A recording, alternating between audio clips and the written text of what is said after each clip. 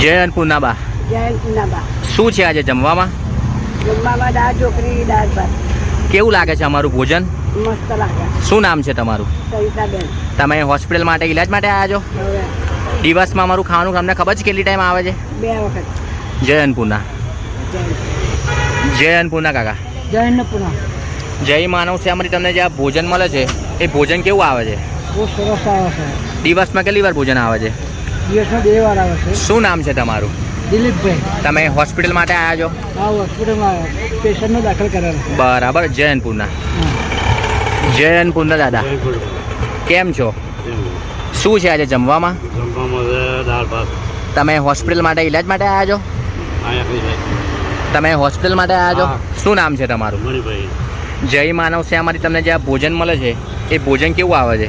ભોજન વ્યવસ્થિત આવે. દિવસમાં કેટલી વાર ભોજન આવે છે? તમે ખુશીથી અમારું ભોજન જમો છો? હા, જમીએ. જય અન્નપૂર્ણા. જય